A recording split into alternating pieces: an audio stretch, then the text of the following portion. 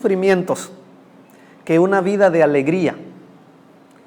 Y esto ha pasado, hermanos, en todos los tiempos. Ha pasado en todos los lugares. Ha pasado en todas las culturas y sigue pasando. Que vemos por aquí y por allá que hay muchísimo sufrimiento en este mundo. La pregunta es, hermanos, ¿cómo debe la iglesia de Dios, el pueblo de Dios, comportarse en medio de este tiempo de sufrimiento? Y no estamos hablando, como dije, que este sufrimiento empezó ahora. Acabo de decirles que este sufrimiento tiene miles y miles de años desde que el pecado entró a este mundo. Y hasta que Jesús venga nuevamente por su iglesia, el mundo será caracterizado por sufrimiento, por adversidades, por angustia, por espada, etc. Entonces, repito, la pregunta es, ¿cómo el pueblo de Dios debe comportarse en medio de esto? Y gracias a Dios que tenemos su palabra, que tenemos el texto para que Dios nos hable, nos recuerde, nos enseñe, nos instruya. Amén, hermanos. Hoy vamos a iniciar la segunda parte del libro del Eclesiastés. El domingo pasado terminamos con la primera mitad de este gran libro y terminó diciendo por séptima vez que todo es vanidad y aflicción de espíritu, o que cualquier cosa que hagamos fuera de Dios en esta tierra será completamente vano y es como buscar, agarrar el viento, el cual es imposible. La primera parte, Salomón o el predicador llenó con muchas veces diciéndonos que la vida debajo del sol aparte de Dios es completamente vano y es aflicción de espíritu o es como perseguir al viento. Entonces, hermanos, la primera parte nos ha dejado un sabor amargo, un sabor triste. ¿Cómo es que es la vida sin Dios en este mundo? La segunda parte, que repito, iniciamos en este día, va a empezar con dos preguntas acerca del hombre y acerca de Dios. Ahora Él nos va a hacer poner a pensar, a reflexionar. ¿Cómo debemos hacerle ahora que ya sabemos que aparte de Dios todo es vanidad y aflicción de espíritu? ¿Cómo debemos hacer? ¿Qué esperanza tenemos nosotros de ahora en adelante? Y esto es lo que el predicador se dedicará a explicar y a enseñar a su pueblo en aquel tiempo, pero gracias a Dios a nosotros también hoy en día. Entonces, vamos a ver, hermanos, vamos a ver. Hemos visto la parte amarga y lo seguiremos viendo. Pero en esta segunda parte del libro, el predicador nos dará joyas, nos dará instrucciones, nos dará mensaje de cómo podemos animar nuestra alma, nuestra vida a querer seguir en el camino del Señor, viviendo bajo el temor delante de sus ojos. Entonces tengan listos sus Biblias, por favor, que vamos a empezar.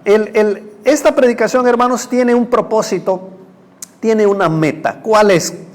Precisamente eso, animar nuestras vidas, animar a las personas que están sufriendo ahorita mismo, animarlas a que confíen en la soberanía de Dios. ¿De qué manera ellos deben confiar ahora en sus sufrimientos en la soberanía de Dios? En que ellos abran los ojos y que vean que aún en medio de esto hay algo bueno que Dios quiere que probemos, que experimentemos. ¿Escucharon eso, hermanos?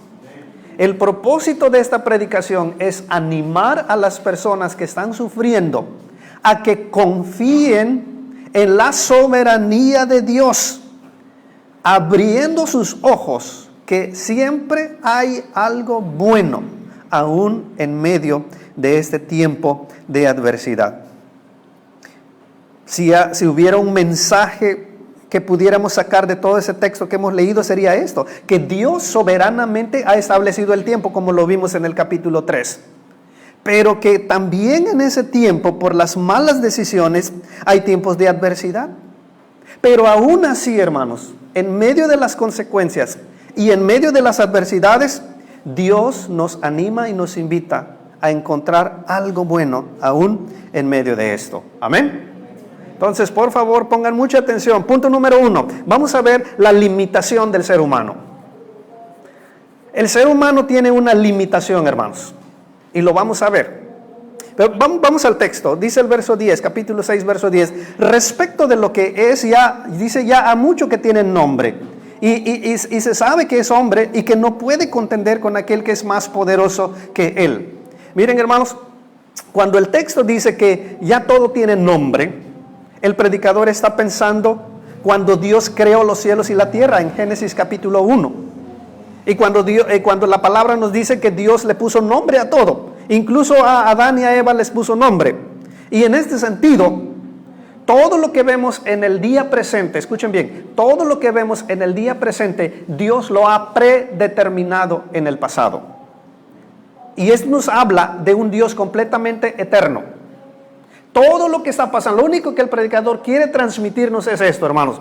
Cada cosa que nosotros vemos en nuestro presente, cada cosa que nosotros estamos experimentando en nuestro presente, Dios ya lo ha determinado en el pasado. Cuando tú y yo pensamos que nos sorprende esto, que nos sorprende aquello, Dios ya lo sabe. Dios ya lo ha visto. Dios ya lo ha determinado. Y en este sentido, dice, todo tiene nombre ahora, dándonos a pensar que Él de por sí ya había trabajado en eso, ya le había puesto nombre a todas sus criaturas, incluyendo al hombre. Entonces, en primer lugar, hermanos, en este primer punto donde el hombre debe de conocer su limitación, es reconocer primero que está tratando con un Dios eterno. En este mundo lleno de sufrimiento, lleno de tiempos de adversidades, debemos recordar que hay un Dios eterno, que por más grande que el sufrimiento y la angustia pueda parecer a nuestros ojos, es necesario recordar que hay un Dios eterno que está presente, un Dios que ya ha visto esto desde la eternidad y lo ha determinado. Entonces es muy importante que tomen en cuenta la eternidad de Dios en cuanto a todo lo que nosotros estamos experimentando el día de hoy. Hay una segunda cosa que debemos entender debajo de este primer punto de la limitación del ser humano. ¿Cuál es? Que el hombre está limitado. El hombre es frágil. El hombre es débil. El hombre es finito. Quiere decir, no durará eternamente. El hombre es, más ahora, es pecador. Cuando digo hombre, hablamos de hombre y mujer. El ser humano es completamente débil, frágil, finito, pecador. El ser humano, hermanos, es diferente a Dios. Acabamos de ver que estamos tratando con un Dios eterno. Y esto nos debe hacer pensar a nosotros. ¿Qué somos nosotros entonces? Somos criaturas frágiles, débiles, mortales y pecadoras. ¿Cuántos dicen amén, hermano? Este es nuestro lugar y esta es nuestra posición. Entonces, si reconocemos esto, que es parte de nuestra limitación, no podemos discutir con Dios. Y quiero que lo vean en el texto. Y que no puede contender con aquel que es más poderoso que Él. Ciertamente las muchas palabras multiplican la vanidad. ¿Qué más tiene el hombre? Entonces, miren, hermanos, la otra cosa que debemos aprender y que el predicador nos está diciendo: no se puede contender, no se puede discutir con Dios. ¿A qué se refiere el predicador con esto? Se refiere que el predicador está viendo la vida como llena de sufrimiento. Está viendo este mundo como alguien que no deja de sufrir.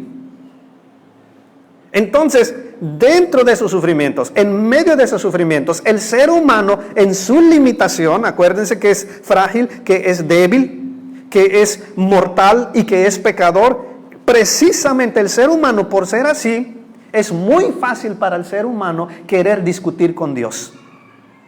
¿Y a qué nos referimos, hermanos?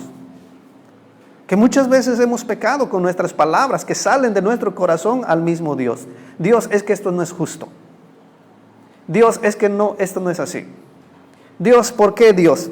Y llenamos de por qué a Dios. El predicador nos acaba de decir que estamos tratando con un Dios eterno, con un Dios que es mucho más poderoso que nosotros. Pero aún así, el sufrimiento que estamos sintiendo y que estamos experimentando nos lleva a cuestionar, nos lleva a discutir, nos lleva a contender con Dios. Dios, ¿por qué? ¿Por qué no es justo? ¿Y cuántos de nosotros no decimos esto, hermanos? No es justo, no es justo, no es justo. En una predicación pasada, recuerdo yo les decía, ¿por qué Dios permite que algunas personas tengan cáncer? ¿Y por qué Dios permite que algunos sobrevivan de ese cáncer? ¿Y por qué Dios permite que otros mueran teniendo el mismo cáncer? ¿Por qué a unos sí, por qué a otros no? Es muy fácil dejarnos llevar por el dolor. Es muy fácil llevarnos por la angustia. Nos lleva a tener un corazón completamente quejumbroso, un corazón que se va a estar quejando todo el tiempo. ¿Por qué Dios hace o por qué Dios permite tanto sufrimiento en nuestras vidas? Nos va a llevar a cuestionarlo a Él. Pero el predicador, con toda su sabiduría, nos está diciendo, ten cuidado, porque entre más tú busques quejarte contra Dios, más se multiplica que es completamente vano. En otras palabras, entre más se multipliquen tus quejas y tus discusiones y tus cuestionamientos en contra de Dios y lo arrojes en su cara, menos tendrás la paz que necesitas. Y más tu vida será llena de vanidad, de vacío. No podrás ir a ningún lado.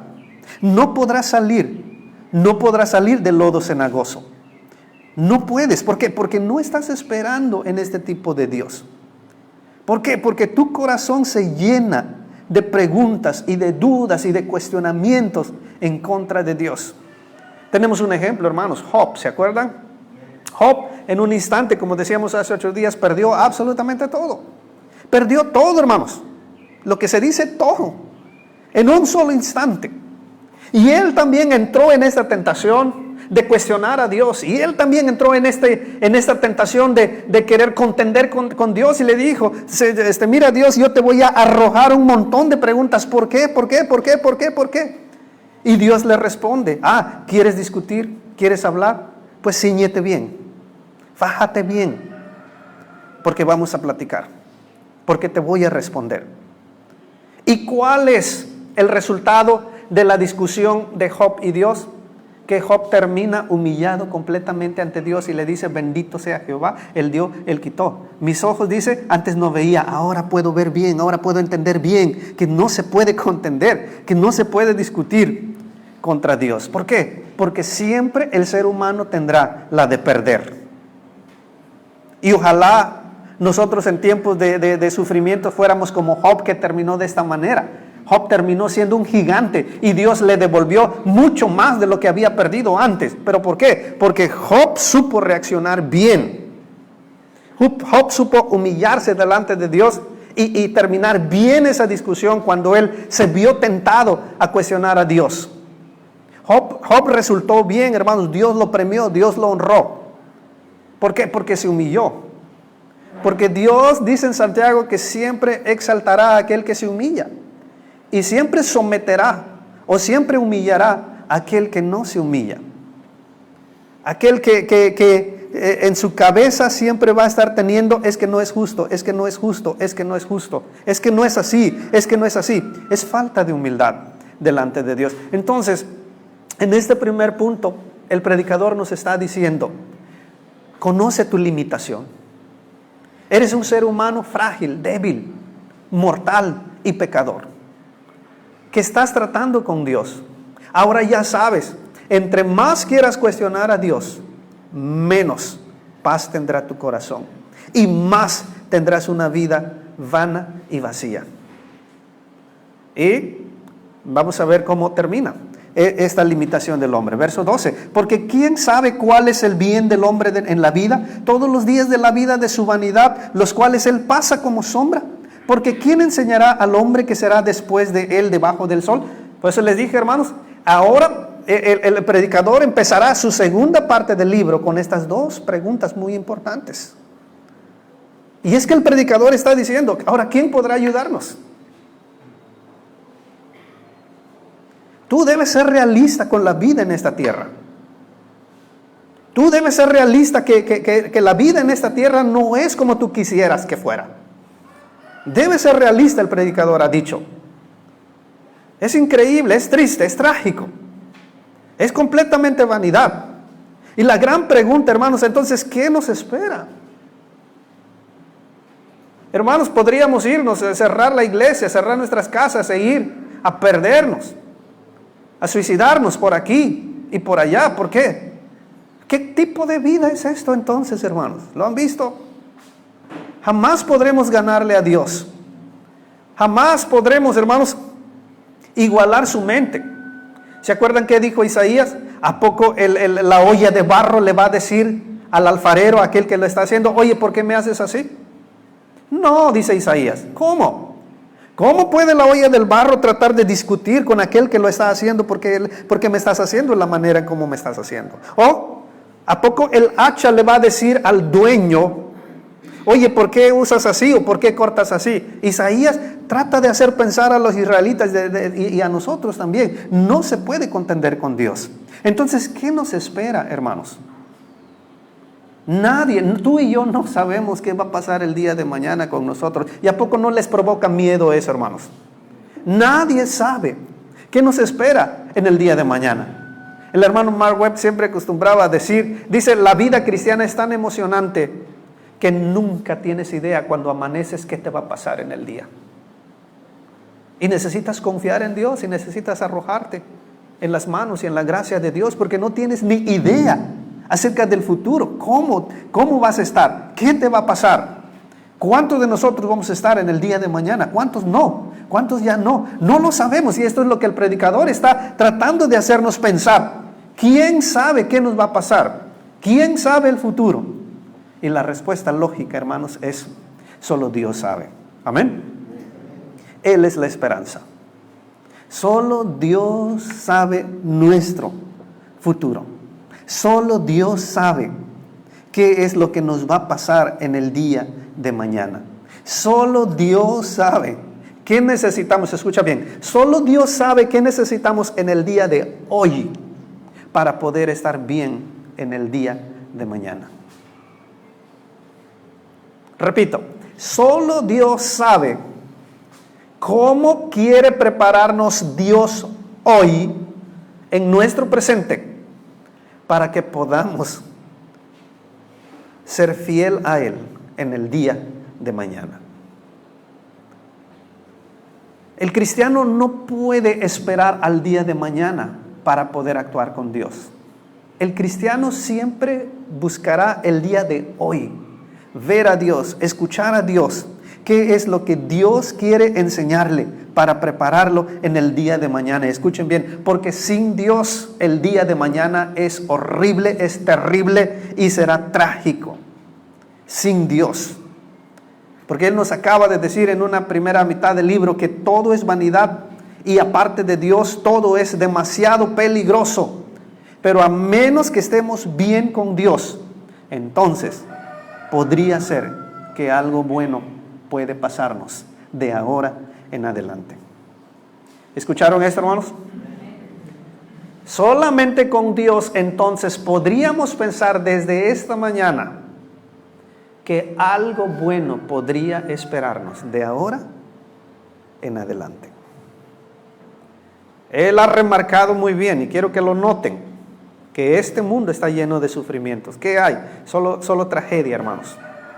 Pero Dios, el Eterno, el más poderoso que nosotros, pudiera ser que nos va a enseñar que podría haber algo bueno para su pueblo de ahora en adelante. Y en esto consiste el ánimo que Dios quiere darle a las personas que están sufriendo, a confiar en su soberanía. Amén, hermanos. Punto número 2. Aún de ese tiempo horrible y trágico que hay, hermanos, aún así hay algunas cosas que son mejores. Punto número 2. Hemos visto que es cierto, hermanos. La Biblia lo dice, Y nuestras vidas lo comprueban en nuestro entorno, en nuestro ambiente, que la mayor parte de las cosas que le sucede al ser humano es el sufrimiento. Pero aún así, hay cosas mejores que debemos encontrar. Entonces, vamos a hacer un pequeño ejercicio, hermanos. Amén. Voy a pedirles que levanten la mano los que piensan que la muerte es mejor que el nacimiento. En otras palabras, es mejor cuando una persona se muere que cuando nace un bebé. Levanten la mano los que piensan así. Pregunta número 2. ¿Es mejor ir a un velorio? 100,000 veces será mejor ir a un velorio que a una fiesta. Levanten las manos. ¿Cuántos dicen que sí? Ah, caray, tenemos unos hermanos masoquistas aquí que prefieren el velorio que la pachanga, que la fiesta, ¿no? Levanten la mano. ¿Cuántos piensan que es mejor estar llorando de sufrimiento que estar riendo de felicidad? Levanten la mano, hermanos. Nadie. Levanten la mano los hermanos que piensan que la cosa es vivir el presente, no importa si tenemos consecuencia el día de mañana. Levanten la mano los hermanos que piensan así. La cosa es vivir el presente. Tú olvídate de las consecuencias el día de mañana. ¿Cuántos hermanos piensan así, hermanos? ¿Cuántos hermanos piensan que es mejor así?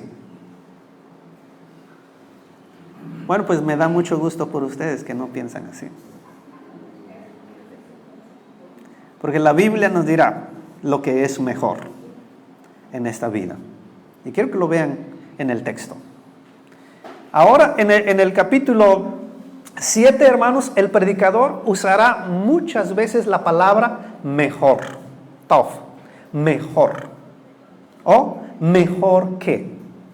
O bueno, que es lo mismo en hebreo. Mejor o mejor que o bueno. En todos estos versículos vamos a aprender y vamos a trabajar y nos va a decir qué es mejor, amados hermanos. Ya dijimos, vivimos una vida en medio de sufrimiento y de mucho dolor y de mucha consecuencia.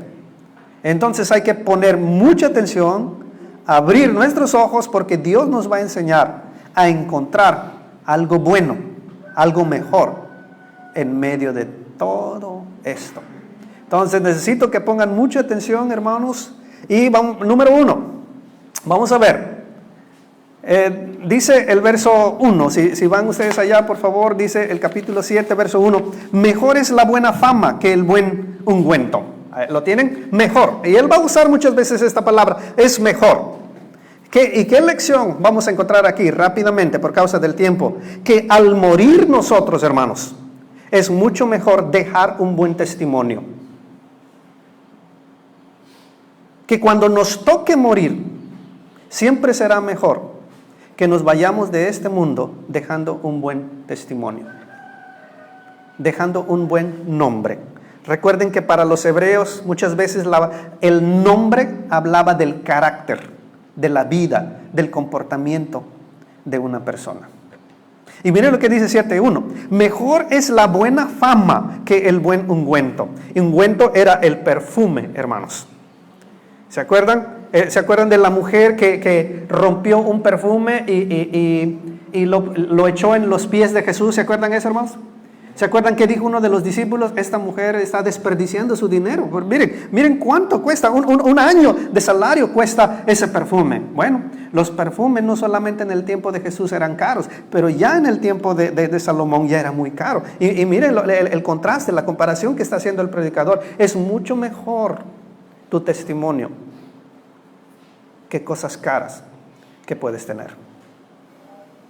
Miren, dice, mejor es la buena fama que el buen ungüento. En otras palabras, el carácter, la vida, será 1000 veces mejor delante de Dios que las cosas materiales que uno puede tener. Miren, hermanos, tú y yo podemos trabajar 3 años y podemos comprarnos un Chanel, ¿no, hermanas? ¿No? Un Chanel podemos comprar. y podemos disfrutar. Pero ¿cuántos días, hermanos, el aroma del Chanel durará? Más con este calor que hace. ¿Cuántos días creen que va a durar ese aroma, hermanos? Y esto es lo que el predicador quiere hacernos pensar. Mira, dice, compara tu comportamiento, tu testimonio con algo material valioso.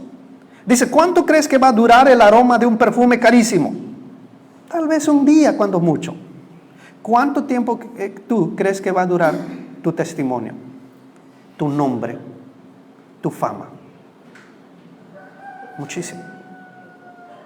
Entonces, hermanos, algo bueno que nosotros debemos encontrar es que debemos de pensar en nuestro testimonio, en nuestra fama, en nuestro nombre, no las cosas materiales. Ay, otra vez que están mis hijas y que escuchen bien. No las cosas materiales. No aquello, hermanos, no aquello que el mundo busca, sino la buena fama, el buen nombre, el buen carácter, la buena vida, el buen testimonio. Debe ser mucho mejor que algo valioso que es material. Entonces, el mensaje es este. Cuando nos toque morir, y ahorita les voy a decir por qué morir, cuando nos toque morir, es mucho mejor que dejemos un buen testimonio a que dejemos muchas cosas materiales a nuestros hijos.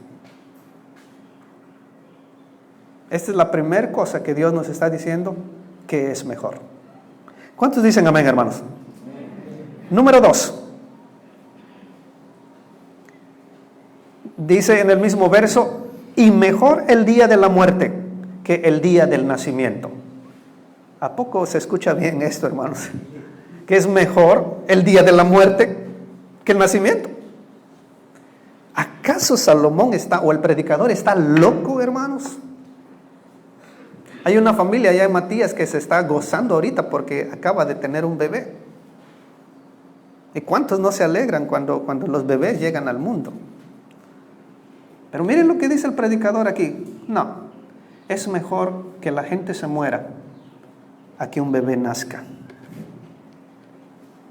¿Cómo así, hermanos? ¿Cómo vamos a entenderle a esta parte de la palabra de Dios? Y es bien sencillo. Si recuerdan ustedes las predicaciones pasadas, ¿se acuerdan cuando dice que la gente sufre mucho en este mundo siendo oprimida por los poderosos? ¿Se acuerdan? ¿Se acuerdan qué dijo el predicador teniendo lástima de esas personas que no hay nadie quien les consuele? Están sufriendo, están llorando de angustia porque están siendo oprimidos. ¿Se acuerdan qué dijo el predicador? Es mucho mejor que no hubieran nacido. Es mucho mejor que estuvieran muertos y no estar sufriendo lo que están sufriendo. Entonces, ¿por qué el predicador dice que la muerte es mejor que el nacimiento? Porque la muerte viene a terminar con una serie de sufrimientos en esta vida. Porque la muerte viene a liberar a la persona que está sufriendo en esta vida.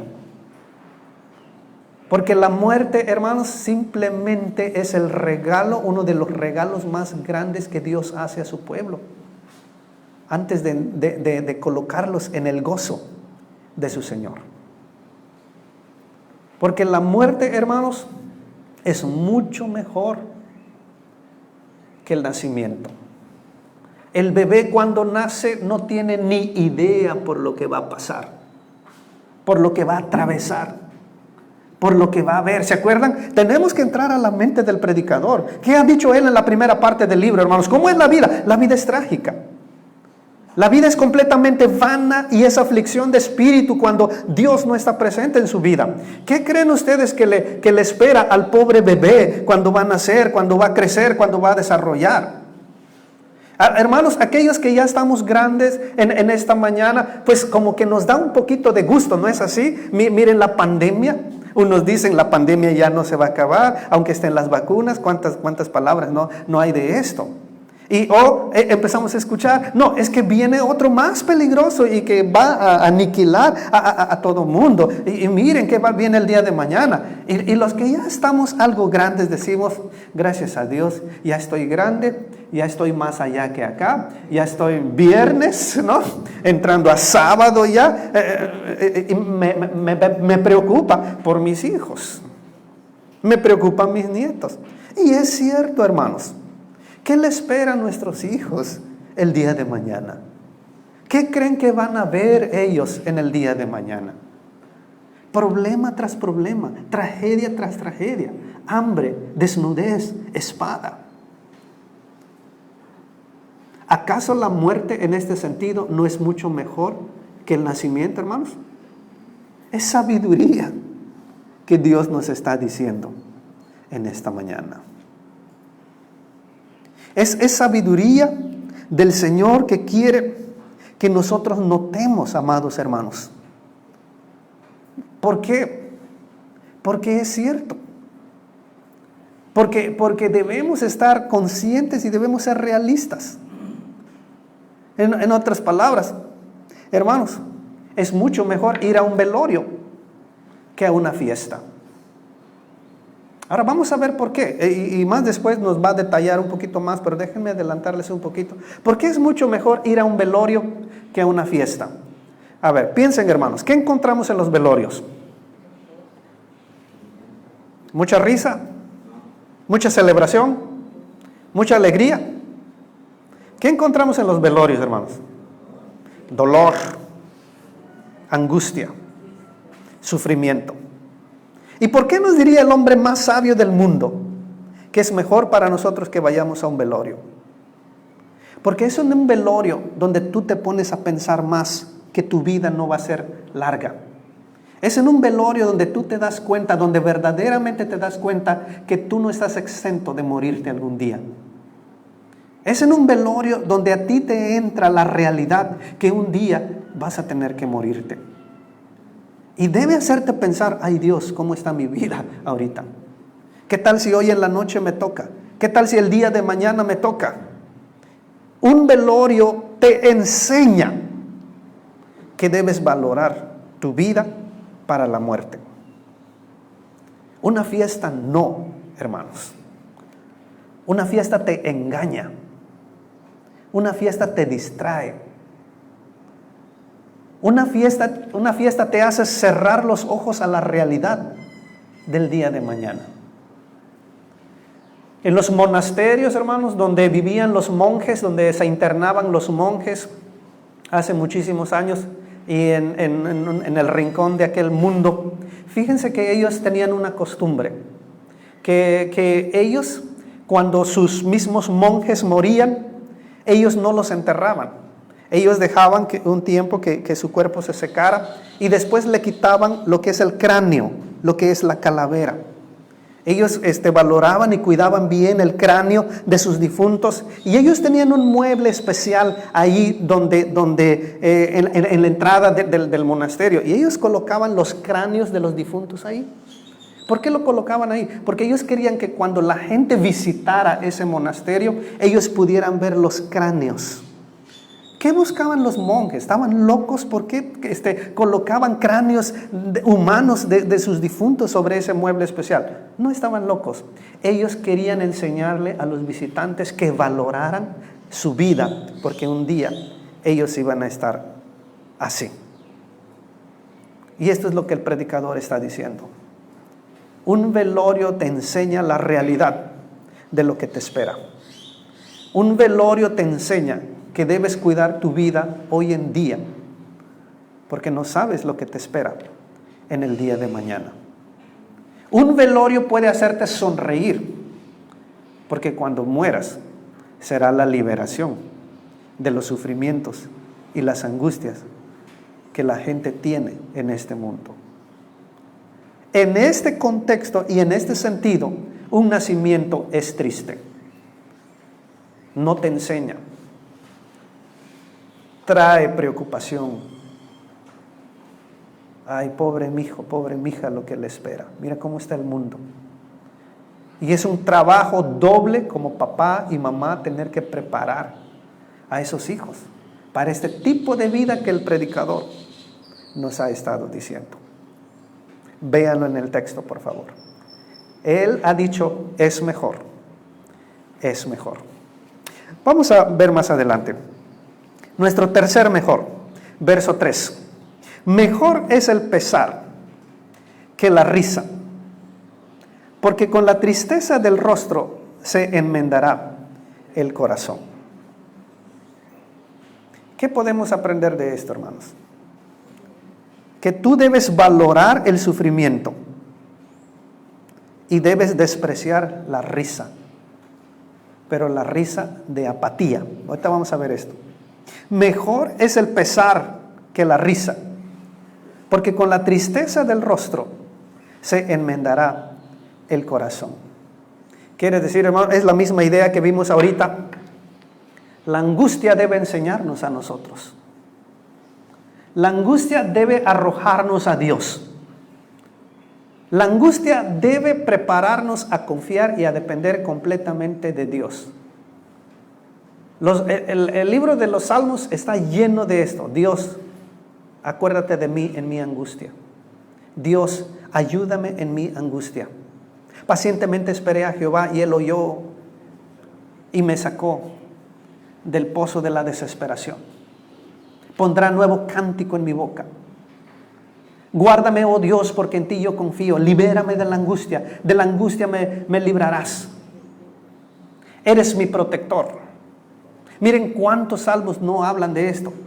La angustia en este sentido siempre será mucho mejor porque nos arroja a Dios y no nos hace confiar en ninguna otra cosa. Y en este sentido, la angustia es mucho mejor que la risa.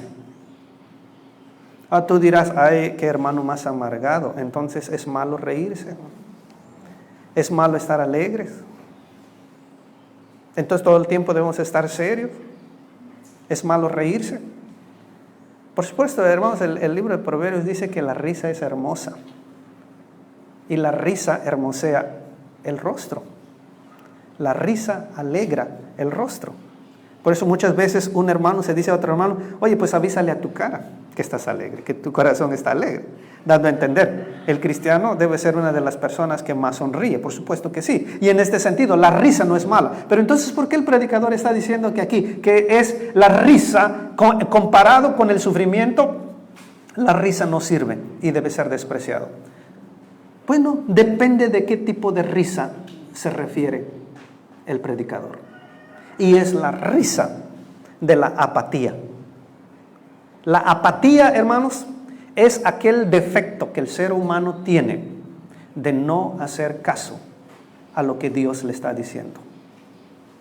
Cuando Dios advierte a su pueblo sobre cierto peligro y sobre ciertas consecuencias, y cuando las personas siguen viviendo o buscan vivir en aquello que les trae felicidad, en aquello que les trae gozo y que les causa felicidad temporal, momentánea, la Biblia le compara como reírse. A este tipo de risa se refiere el predicador. La risa que es el resultado de la vida de desobediencia ante Dios. Este es el tipo de risa que el predicador está hablando. ¿Sí entienden esto, hermanos? Vamos a ilustrarlo con el Nuevo Testamento. El Nuevo Testamento, otra vez, otro libro, otra carta de sabiduría, que es la de Santiago. Él dice, ¿saben qué, hermanos? Arrepiéntanse, humíllanse, regresen a Dios, vuelvan a Dios. Si sus rodillas están dobladas, enderécenlas, regresen a Dios, por favor, anímense, regresen a Dios, dice Santiago. Lloren. Dice, si tú te estás riendo, dice Santiago, si tú te estás riendo, que esa risa se convierta en lamento. ¿Acaso Santiago está diciendo que es malo reírse y hay que estar amargado siempre? No. Él está especificando que si hay algún error en tu vida, que debes arrepentirte, que debes sacarlo, Si eso en tu vida te está provocando o te ha provocado una felicidad, una risa falsa, una felicidad momentánea, dice él, en este sentido esa risa no sirve. Valora mucho más el sufrimiento que estás teniendo ahorita. ¿Por qué? Repito, porque ese sufrimiento te empujará a buscar a Dios. Y el buscar a Dios no tiene comparación. Siempre será mucho mejor, amados hermanos. Amén. O en el Nuevo Testamento, el apóstol Pablo en 2 Corintios 6:10 dice, hermanos, dice, hay que vivir la vida como que si estuviéramos entristecidos y angustiados, pero en realidad en nuestro corazón estamos gozosos. ¿Por qué? Porque por fuera las cosas tal vez nos va como en feria, pero en nuestro corazón estamos confiados que si buscamos a Dios, que si tenemos a Dios, tarde o temprano hallaremos la paz.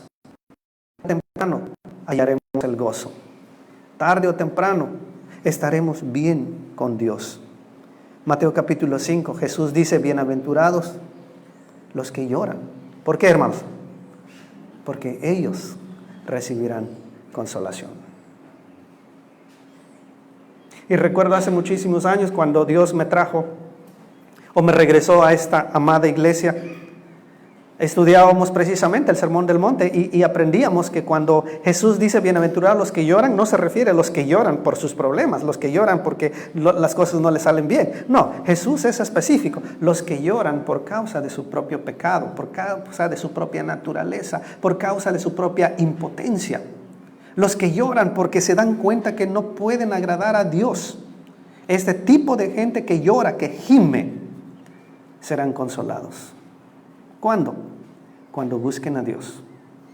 Cuando aún en medio de su sufrimiento, ellos encuentran algo bueno que les puede dar un nuevo rumbo a su vida. Un rumbo nuevo, hermanos. Cuarto mejor, verso 4, verso 6. Vamos a correr. El corazón de los sabios está en la casa del luto, mas el corazón de los necios en la casa en que hay alegría. Mejor es oír la reprensión del sabio que la canción de los necios, porque la risa del necio es como el estrépito de los espinos debajo de la olla, y también esto es vanidad. ¿Qué va a hacer el predicador? Va a resumir, hermanos. Va a resumir. Va a decir que aunque tú y yo le tengamos miedo al tema de la muerte debe estar presente en nuestras vidas. Y más vale que le saquemos lo bueno, algo bueno del tema de la muerte que tanta gente le tiene miedo, que tanta gente quiere evitar y que tanta gente no quisiera llegar a ese día. Y Salomón, o el predicador, nos está diciendo, sácale algo bueno de eso. Y nos está diciendo en el verso 4, el corazón de los sabios está en la casa del luto. Miren, hermanos, que dice, el velorio ya se convirtió en una escuela buena para nosotros. ¿Sí lo ven así? Dice, el sabio, aquel que busca la sabiduría de Dios, aprenderá mucho mejor de un velorio que de una fiesta.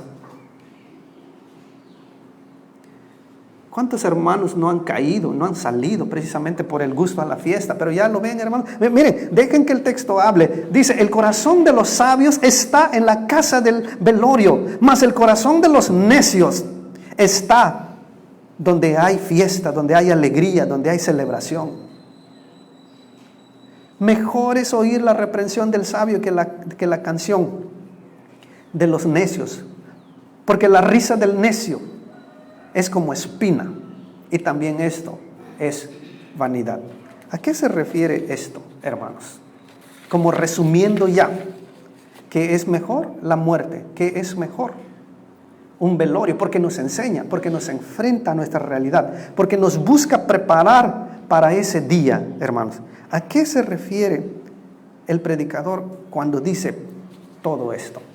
Se refiere, hermanos, que aún en los velorios debemos de valorar, porque nos enseña mucho.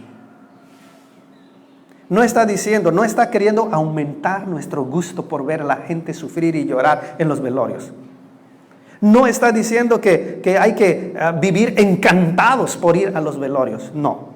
Está diciendo que si tú quieres sacarle algo bueno a esta vida llena de sufrimientos, ve a los velorios, porque ahí es donde tú vas a aprender acerca de la realidad, de lo que te espera. Un día vas a morir. Y cuando tú mueras, ¿qué vas a dejar? ¿Qué tipo de fama vas a dejar? ¿Qué tipo de testimonio vas a dejar? ¿Vas a dejar que estudiaste mucho y que te preparaste mucho y que tuviste grandes logros? Y que compraste ranchos, compraste casas, compraste esto, compraste aquello, esa fama, ese testimonio vas a dejar, o vas a dejar una buena fama, un buen nombre en el día de tu muerte. Pues entre más vayas a un velorio, más se convierte en una escuela para ti. Pero aquel que quiere cerrar los ojos y tapar el sol con un dedo y pensar que lo que vale es el presente, que la vida se vive solo una vez y hay que aprovecharla. Entonces no importa qué hagamos, vamos a disfrutar, vamos a buscar festejar, vamos a buscar gozar. Y van a las fiestas. ¿Qué dice el predicador, hermanos? Número 1, es un necio. Número 2, nunca va a aprender. Y número 3, será como una espina quemada en la lumbre. Piensen en esto, hermanos. Ahora ya saben qué pensar y qué recordar la próxima vez que los inviten a una fiesta. Una fiesta te engaña. No se han dado cuenta, hermanos, y con respeto vamos a decirlo, pero no se han dado cuenta. A ver, miren la pandemia cómo estuvo, ¿no? Oigan, no se junten. Oigan, tengan cuidado. Pero la gente está enferma. Está desesperada por querer sentirse viva. Quiere taparse los ojos, que no es cierto, que la muerte no vendrá. Y empiezan a decir, hay que vivir el presente, la vida se vive solo una vez. Y empiezan a engañarse, ya si nos toca, que nos toque. ¿No es así? ¿Cuántos de ustedes no han escuchado eso, hermanos? ¿Cómo le llama Salomón? Es un necio. Es mejor que vayas a los velorios, porque te enseñará cuál es tu realidad en cuanto a esto. Porque vas para morir. Porque vas para que tú te encuentres con Dios. Y para que tú puedas escuchar lo que Dios tiene que decirte. Y la muerte en este sentido es algo bueno que el predicador está diciendo. Es la liberación, es la culminación, es la cancelación de todos los sufrimientos en esta vida. Y en ese sentido es mucho mejor que el nacimiento de un bebé. Luego hay otra cosa que aprender bajo este cuarto mejor que dice. Fíjense, hermanos, que dice que aquí el sabio hace que aprende mucho. Dice, el corazón de los sabios está en la casa del luto, mas el corazón de los insensatos en la casa de la alegría. Mejor es oír la reprensión del sabio que la canción de los necios. Vamos a dedicar unos minutos a esto. Mejor es la reprensión del sabio. Dale gracias a Dios cuando tú estás mal y Dios te manda sabios a tu vida. Los sabios en ningún momento se refiere a personas que buscarán apapachar tu error. Los sabios son sabios en Dios.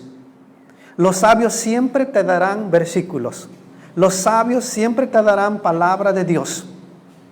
Los sabios te criticarán aunque te enojes. Los sabios te lastimarán aunque te enojes. Los sabios buscan tu bien. Y Salomón dice, es mucho mejor el regaño de los sabios que la falsedad de los necios. ¿Quieren leerlo, hermanos? Vayan allá, por favor. Verso 5. Mejor es oír la reprensión del sabio que la canción de los necios. Es como decir, levanten la mano todos aquellos que piensan que es mejor una regañiza a una alabanza. Si ustedes dicen que es mejor una regañiza, están locos, hermanos. ¿Cómo va a ser mejor una regañiza a que te estén chuleando, que te estén aventando flores? Pero Salomón dice que es de Dios. Dale gracias a Dios por los sabios que manda a tu vida. Los que te dicen tus errores, los que te lastiman, los que te reprenden, los que buscan tu bien, y los que buscan mejorar tu vida. Es mucho mejor este tipo de ayuda a la canción de los necios. Los que te prometen que todo será color de rosa. Los que te prometen, los que te dan una falsa esperanza. Los que dicen que no pasa nada y que hay que disfrutar la vida. Entonces, en este sentido, la crítica constructiva, la crítica que busca edificar, es mucho mejor. Proverbios 12:1, el que ama la reprensión, ama la sabiduría, mas el que odia la reprensión es ignorante.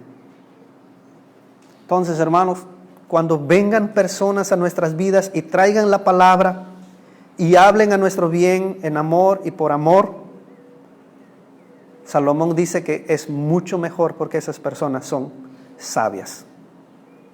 Nuestro sexto mejor, hermanos, verso 7 al verso 10. Rápidamente, verso 7 al verso 10, está el séptimo mejor. Dice, ciertamente la opresión hace entontecer al sabio y las dádivas corrompen el corazón. Mejor es el fin del negocio que su principio, mejor es el sufrido de espíritu que el altivo de espíritu. No te apresures en tu espíritu a enojarte, porque el enojo reposa en el seno de los necios. Nunca digas, ¿cuál es la causa de que los tiempos pasados fueron mejores que esto? Porque nunca de esto preguntarás con sabiduría. ¿De qué está hablando, hermanos? Si un día tú llegas a fallar y llegas a caer, nunca pierdas de vista que debes levantarte. Repito, verso 7 al verso 10. Si algún día llegas a fallar y llegas a caer, nunca pierdas de vista que debes levantarte. Nunca pierdas de vista el resultado de tu regreso, el resultado de tu arrepentimiento. ¿Por qué dice así que si tú llegas a caer? Miren cómo dice el verso 7, hermanos, rápidamente. Dice, hasta los sabios caen en tentación y llegan a fallar. ¿Sí lo ven? Ciertamente, dice, la opresión hace entontecer al sabio y las dádivas corrompen el corazón. Hasta los cristianos sabios y maduros caen en tentación y llegan a fallar. Y como todo el pueblo de Dios debe buscar una vida sabia, madura, entregada a Dios, el peligro sigue siendo en el resto de su vida que puede caer. Y el verso 7 nos lo confirma. Puede caer. Pero ¿qué va a pasar ahí?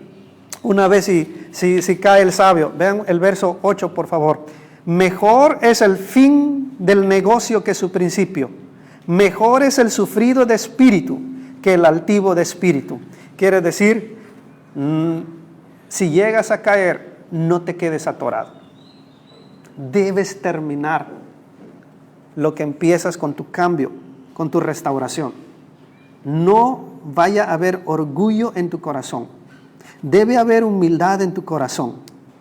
No importa las consecuencias que vayas a atravesar, dice aquí el verso 8. No importa por dónde vas a pasar. No importa lo que vas a sufrir. Lo que importa es lo que te espera al final de tu restauración. ¿Cuál es el resultado? El regreso a Dios. Esto es lo que importa. Tu camino debe ser hacia el resultado. Tu camino, por más difícil que sea, debe ser el resultado. La presencia de Dios, el agrado de Dios. No seas altivo, no seas orgulloso. Es mucho mejor que sufras a que seas altivo en tu espíritu. ¿Sí lo ven? ¿Cómo otra vez contrasta? Es mucho mejor que seas sufrido de espíritu, que seas orgulloso de espíritu. No te apresures en tu espíritu a enojarte, porque el enojo reposa en el seno de los necios. En otras palabras, no busques culpables. No busques a tu alrededor. No digas es que él o ella o mis hermanos me empujaron, me hicieron esto. Dice, no lo hagas. No te apresures en tu espíritu a enojarte, porque el enojo reposa en el seno de los necios. Nunca digas, ¿cuál es la causa de que los tiempos pasados fueron mejores que esto? O sea, nunca cuestiones, Dios, ¿por qué? ¿Por qué, Dios? Yo estaba bien antes. El hombre más sabio está diciendo, olvida el pasado. No cuestiones, no digas, es que yo estaba bien. Es que si no hubiera pasado esto, es que si esto, es que si lo otro. Son estorbos, son obstáculos en ese camino al resultado de la restauración con Dios, hermanos. Él lo ha dicho claramente, es mucho mejor ser sufrido de espíritu que ser orgulloso en el espíritu. No contiendas, está cerrando como empezó, no contiendas con Dios. No cuestiones, es que yo estaba bien. Es que Chana o Juana me indujo a, es que aquí, es que allá, no lo hagas. Dice, siempre será mejor el resultado que la travesía en medio de los sufrimientos. Santiago en el Nuevo Testamento nos dice que seamos lentos para la ira, que seamos tardos en hablar, que seamos hacedores de la palabra. Amén, hermanos. Por último, la sabiduría es la mejor herencia en esta vida terrenal. La sabiduría es la mejor herencia en esta vida terrenal. 11 y 12. Buena, otra vez nuestra palabra tov, o mejor. Dice, buena es la ciencia con herencia y provechosa para los que ven el sol. Porque escudo es la ciencia y escudo es el dinero, mas la sabiduría excede en que da vida a sus poseedores. ¿Qué significa esto, hermanos? Va a comparar. Aquel que estudia mucho le va a ayudar en la vida. Él va a comparar. La sabiduría es como aquel muchacho o muchacha que estudia mucho, que le gusta leer mucho. ¿Qué va a ganar al leer y al conocer mucho? Le va a servir mucho a la vida. Cuando la vida le dé cosas malas al muchacho o a la muchacha, como sabe, como ha leído, como ha aprendido, él va a saber cómo actuar y cómo salir de ese problema. O, segundo ejemplo que el predicador pone, la sabiduría es como el dinero. Ahora el predicador usará en buen sentido el dinero. Como les dije hace tiempo, el dinero no es malo. Amén. El amor al dinero es malo. ¿Creen ustedes que el dinero es bueno? El dinero es bueno. De repente se enferman nuestros hijos, hermanos, y tiene que ser hospitalizado. Pero si ahí tenemos un guardadito, si ahí ahorramos un poquito, ¿creen que vamos a sufrir el doble en ese momento? No. ¿Por qué? Porque ya de antemano guardamos un poquito. Fuimos inteligentes en ahorrar un poquito. ¿Por qué? Voy a ahorrar un poquito. Porque yo no sé qué viene el día de mañana. Yo sé que la vida no tiene nada de bueno. Yo sé que puede haber enfermedades. Por eso voy a guardar un poquito de dinero. Tengo un ahorrito que me va a servir en casos de emergencias. La sabiduría es así. La sabiduría es como el muchacho que estudia y sabe cómo vivir la vida. La sabiduría es como el dinero en tiempos de emergencias.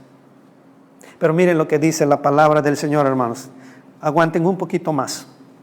Porque escudo es la ciencia y escudo es el dinero, mas la sabiduría es mucho más que el conocimiento y que el dinero. ¿Por qué? Porque la sabiduría, subrayen esto, da vida a aquellos que tienen la sabiduría.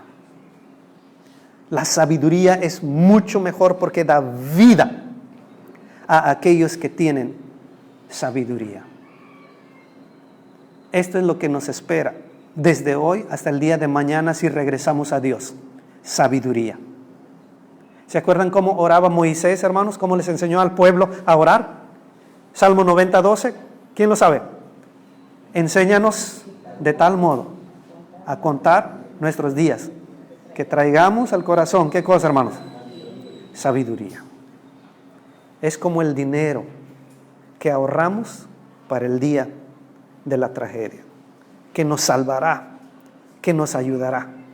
La sabiduría en nuestro regreso a Dios es lo que nos va a ayudar. Y en este caso es la mejor herencia que podemos recibir, hermanos. La sabiduría de Dios. Como dice Santiago, la sabiduría que no es terrenal. La sabiduría terrenal es terrenal, animal y diabólica. Pero la sabiduría que viene de lo alto busca estar bien con las personas. Busca humillarse ante las personas. Busca la paz con las personas. Busca ayudar en verdad a las personas. Esta es la sabiduría que viene de lo alto. Otra vez, Santiago. Punto número 3.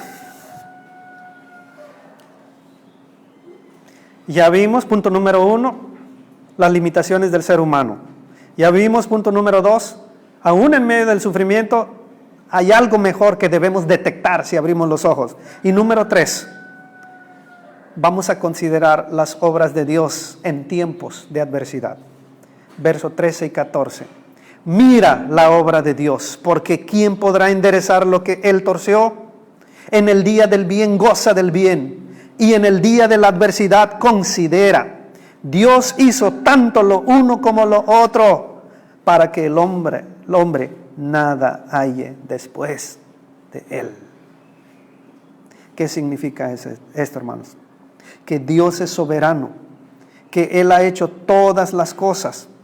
Aun cuando vemos muchas cosas malas en nuestra vida, en nuestro presente, en este mundo, cuando vemos mucha adversidad, muchas cosas torcidas, debemos estar al tanto que nadie podrá enderezar, como lo hemos visto en capítulos anteriores, nadie podrá enderezar lo que está torcido en este mundo. Pero Dios sí puede, amados hermanos, Dios sí puede. Por lo tanto, es necesario y urgente ver cómo Dios va a trabajar, amados hermanos. ¿Sí escucharon esto? La fe es esperar cómo Dios enderezará lo que está torcido. La fe es que Dios obrará aún en medio del tiempo de la adversidad para el bien de su pueblo, en favor de su pueblo. Dios es la solución, amados hermanos. ¿Y qué hay que hacer? Verso 13, mira la obra de Dios. Verso 14, considera la obra de Dios. Porque Dios es el único quien puede ayudarnos. En el tiempo de la prosperidad, cuando las cosas te vayan bien, disfrútalo, valóralo, agradece, bendice a Dios cuando las cosas te vayan bien. Y cuando las cosas te vayan mal, verso 14, considera cómo Dios puede trabajar en tu favor. No tú vas a solucionar tu problema, Dios podrá solucionar tu problema. Considera la obra de Dios. Está en manera imperativa, en forma de orden. Mira cómo Dios está a punto de obrar en tu vida. Y número 2, considera cómo Dios te puede sacar de esto, para que el hombre nada halle después de él. La clave, hermanos, es esperar en Dios. ¿Quién le gusta esperar, hermanos? Nadie. Pero la fe es cuando nos lleva a esperar en Dios, a depender completamente de Él. Vamos a nuestra aplicación de aplicaciones después de todo esto, allá en Romanos, capítulo 8. Y vamos a terminar. Déjenme leerlo para ustedes, hermanos. Romanos capítulo 8, verso 31 al verso 39. No puedo asegurar si Pablo estaba pensando en Eclesiastés y en nuestro texto en esta mañana, pero se parece mucho. Y da la impresión como que Pablo estuviera pensando en Eclesiastés. Escuchen lo que dice, saboreen lo que dice el apóstol Pablo, capítulo 8, verso 31 en adelante. Dice, ¿qué pues diremos a esto? Si Dios es por nosotros, ¿quién contra nosotros? El que no escatimó a su propio Hijo, sino que lo entregó por todos nosotros, ¿cómo no nos dará también con Él todas las cosas? ¿Quién acusará a los escogidos de Dios? Dios es el que justifica. ¿Quién es el que condenará? Cristo es el que murió, mas aún el que también resucitó, el que además está a la diestra de Dios, el que también intercede por nosotros. ¿Quién nos separará del amor de Cristo, amados hermanos? ¿Será que la tribulación? ¿Será que la angustia? ¿Será que la persecución? ¿Será que el hambre? ¿Será que la desnudez? ¿Será que el peligro? ¿Será que la espada? Como está escrito, por causa de Dios somos muertos todo el tiempo. Somos contados como ovejas de matadero. Antes, en todas estas cosas, somos más que vencedores por medio de aquel que nos amó, por lo cual estoy seguro de que ni la muerte, ni la vida, ni ángeles, ni principados, ni potestades, ni lo presente, ni lo porvenir, ni lo alto, ni lo profundo, ni ninguna otra cosa creada nos podrá separar del amor de Dios, por causa de la muerte y la resurrección del Señor Jesucristo.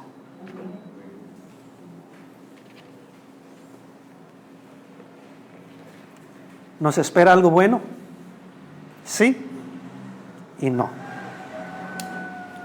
Miren la lista que Pablo nos dio. Somos como ovejas llevadas todo el tiempo al matadero. Todo el tiempo. Y miren la lista que nos dio. Pero ¿cuál de estas cosas nos separará del amor de Dios, hermanos? Ninguna de ellas. Por lo tanto, busquemos encontrar lo bueno en medio del tiempo de la adversidad. Amén. Hermano Claudio, diríjanos en oración.